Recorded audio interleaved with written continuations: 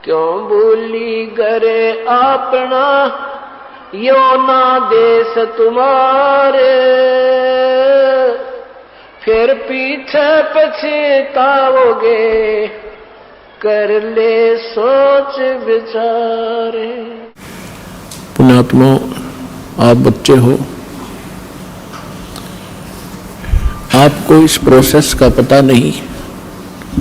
ये दास इस मार्ग का मास्टर बना दिया भगवान ने। दास आपको देख रहा है कि आपके अंदर कितनी रुचि भगवान की बढ़ रही है, और दास को ये भी पता है कि परमात्मा आपके ऊपर कैसे रजा बख्श रहे हैं। दास को ये भी मालूम है कि आप आम आत्मा नहीं हैं। आम आत्मा तो वो हैं जो दूर बैठे निंदा कर रहे हैं, अन्य नकली संतों के पास फंसे पड़े हैं, या अन्य योनियों में, प्राणियों में के शरीरों में कष्ट उठा रहे हैं, या ऐसे किसी अक्षेत्र में, किसी देश में जन्मे हैं जहां नास्तिकवाद ही प्रधान है, तो वो आम आत्मा है, साधारण सामान्य जीव है। दुर्भाग्य उन प्राणियों का। आप जी को यहाँ बार बार क्यों बुलाया जाता है? जैसे आप अपने बच्चों को स्कूल कॉलेज में भेजते हो और टीचर डेली बुलाता है, उनकी अटेंडेंस लगाता है, और न आने पर उनको खुरकाता और धमकाता है, क्योंकि उसको मालूम है ये बच्चे रूटीन में आते रहे तो सफल होंगे, अपना सिलेबस पूरा कर पाएंगे, अन्यथा नहीं। टीचर को उनके भविष्य का ज्ञान होता है कि जो आज गफलत करेंगे आगे आजीवन वो दुख भरेंगे। ठीक इसी प्रकार दास को मालूम है परमात्मा ने ये एक नई यूनिवर्सिटी खोली है, और यही साथ के साथ एक मेडिकल भी है। तो इसमें इस आत्मा के दोनों रोग कटेंगे, एक तो जन्म और मृत्यु का, दूसरा जो कर्म संस्कार से आपको मानसिक पीड़ा, शारीरिक रोग या अन्य किसी कारण से तीन ताप का कष्ट आपके ऊपर जो कहर टूट रहा है, परमात्मा सबसे पहले आपको उसी से रिलीफ दिलाएंगे। उनसे रिलीफ होगा तभी आपको महसूस होगा कि सचमुच यहां भगवान मिला मुझे, और फिर आप आगे भक्ति भी करोगे, डर के भी रहोगे। आपको ये डर बना रहेगा कि कहीं फिर से ये नाम खंडित हो गया और भगवान की रजा मेरे सिर से हट गई तो वही संकट फिर से घेर लेगा। और भय बिन भक्ति नहीं होती, भय बनता है ज्ञान से। छोटा सा बालक होता है, वो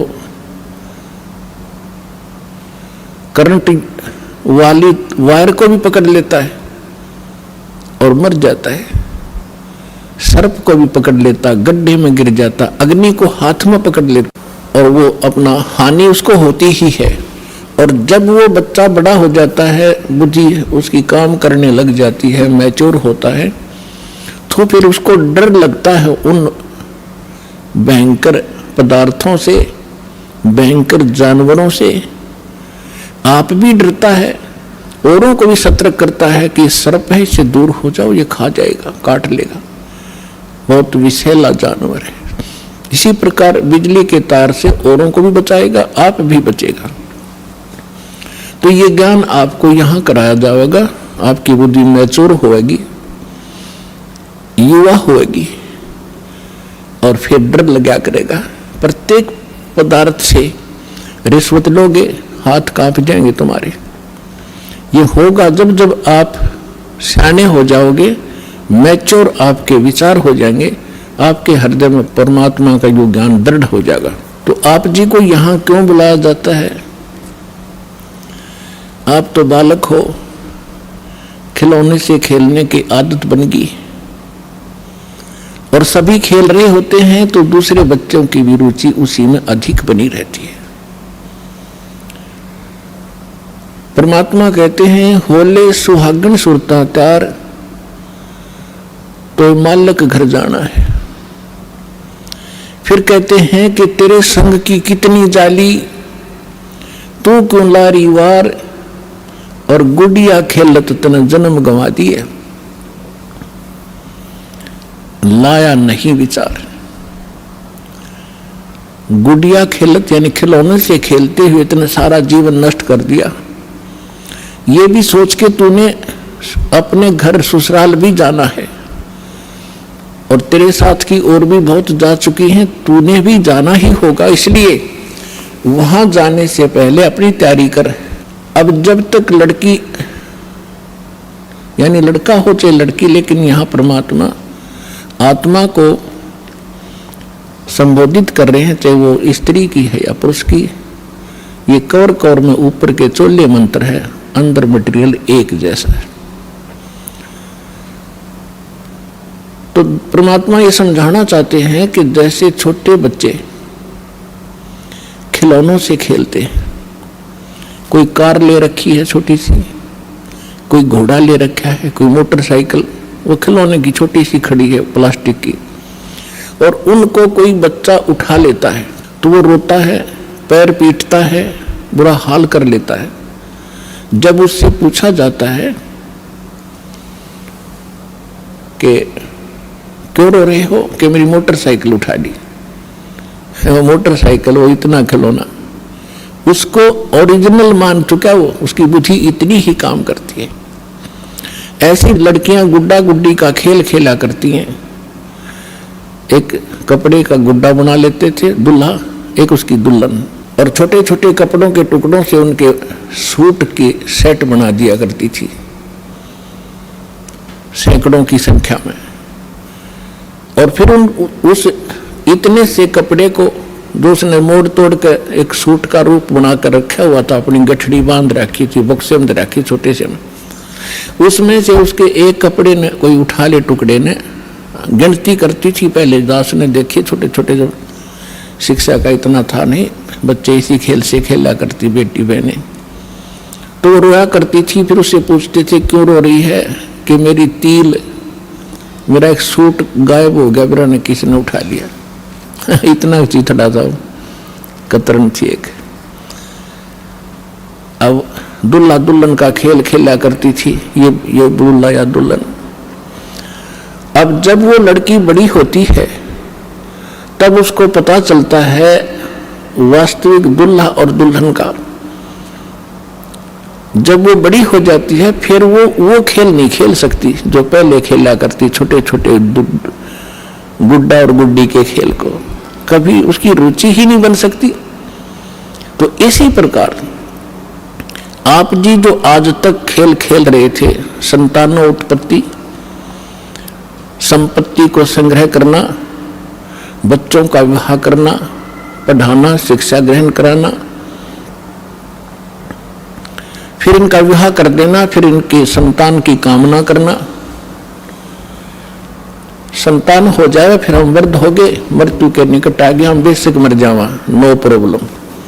हमने ये सोच रखा था कि सुना सुनाया जैसे हम सुनते थे कि हमारा मनुष्य जीवन का काम पूरा होया। मनुष्य जीवन का तो शुरू भी ना करा आपने, ये तो एक जनसाधारण का काम करा दो। और जो आपको मिलना था, कई हमने देखे पहले जब ज्ञान नहीं था, बुढ़े बुजुर्ग बैठ कर बतलाया करते थे और कहा करते थे, भाई जैसे कोई बाहर का आ जाता था अतिथि, उससे कुशल मंगल पूछा करते थे, फिर संतान पूछा करते थे। वो बताता था कि 2 लड़के 2 लड़की, परमात्मा की दया से 2 लड़के हुए, 2 लड़की हुई, उनका विवाह कर दिया, उनका भी देवता दोती होगी, पोते पोती होगी, मेरा काम पूरा होया, भगवान बेशक ठाले। बस इतना सा हमारा ये बुद्धि सीमित होगी थी। एक ये हमने लास्ट एंड फाइनल काम मान रखा था। तो अब परमात्मा के ज्ञान से पता चला कि जो करना चाहिए था मनुष्य जीवन से वो तो शुरू भी ना करे आपने।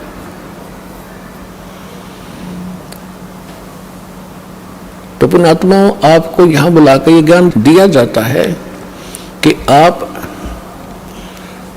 उस मनुष्य जीवन के मूल कर्तव्य को भूल चुके हो और किसी में पिछले पुण्य कर्मों के संस्कार वश प्रेरणा है तो आप साधना गलत कर रहे हो, वो भी व्यर्थ है। शास्त्र विधि को त्याग कर मनमाना जो आचरण करते हैं वो भी गलत है। गीता अध्याय नंबर 16 के श्लोक नंबर 23 और 24 में इसका प्रत्यक्ष प्रमाण है। तो शास्त्र अनुकूल साधना कौन सी होगी? गीता अध्याय नंबर 4 के श्लोक नंबर 32 और 34 में स्पष्ट कर दिया है और 25 से लेकर 30 तक चौथे अध्याय में यह भी कहा है कि सब अपनी अपनी कोई ऐसी साधना करता है, कोई ऐसी करता है, कोई ऐसी करता है। ये सभी अपनी साधनाओं को पापनाशक जानते हैं। पापनाशक मीन मोक्षदायक। पापनाश होंगे तो भी तो मुक्ति होगी, नहीं तो कर्मा के संस्कार में हम फंसे रहते हैं। तो गीता अध्याय नंबर 4 के श्लोक नंबर 32 में कहा है कि परमात्मा स्वयं आकर के अपने मुख कमल से एक विशेष जानकारी विस्तार से देता है। उसको सच्चिदानंद घन ब्रह्म की वाणी कहा जाता, कबीर वाणी। वो तत्व ज्ञान है, उसको जानने के बाद फिर सर्व पापों से मुक्त हो जाता है। उस तत्व ज्ञान को मैं नहीं जानता, गीता ज्ञानदाता कहता है। तत्वदर्शी संतों के पास जाकर समझ, उनको दंडवत प्रणाम करने से, कपट छोड़कर सरलता पूर्वक प्रश्न करने से वो परमात्म तत्व को जानने वाले तत्वदर्शी संत तुझे उस तत्व ज्ञान का उपदेश करेंगे। 15वें अध्याय के प्रथम मंत्र में गीता जी में उसका पहचान बताई है कि जो उल्टे लटके हुए संसार रूपी वृक्ष के सभी छंद बता देगा, सभी विभाग बता देगा, वो तत्वदर्शी संत है, स वेदवित। तो इससे सिद्ध है कि जब तक वो तत्वदर्शी संत जिन ऋषि महर्षि या साधकों को नहीं मिला, उन्होंने जो साधना की वो शास्त्र विधि त्याग कर मनमाना आचरण किया और जिस कारण से उनको न तो परमात्मा प्राप्ति हुई और न उनका कोई स्थायी स्थान प्राप्त हुआ। वो शाश्वत स्थानों को नहीं मिल पाया। यहाँ का अंतिम लोक, अंतिम मोक्ष स्थल ब्रह्मलोक है और ब्रह्मलोक में गए हुए प्राणी भी जन्म मृत्यु में रहते हैं। गीता अध्याय नंबर 8 के श्लोक नंबर 16 में इसका प्रमाण है। तो पुण्यात्माओं, ये वो एक नई यूनिवर्सिटी और जिसमें प्रथम कक्षा से लेकर अंतिम पढ़ाई यहीं पढ़ाई जाएगी और यही प्राथमिक चिकित्सा से लेकर अंतिम ऑपरेशन तक की यहीं किया आपका जाएगा, यानी अध्यात्म तरीके से। आप जी को यहां क्यों बुलाया जाता है आपको पता नहीं, आप तो बच्चे हो। आपको यहां बुलाने से आपको 5 यज्ञों का लाभ दिलाया जाता है।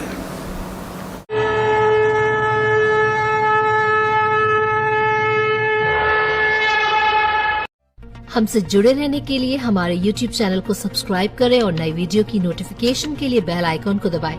अगर आप ये वीडियो Facebook पर देख रहे हैं तो लाइक जरूर करें और ज्यादा से ज्यादा शेयर करें। धन्यवाद।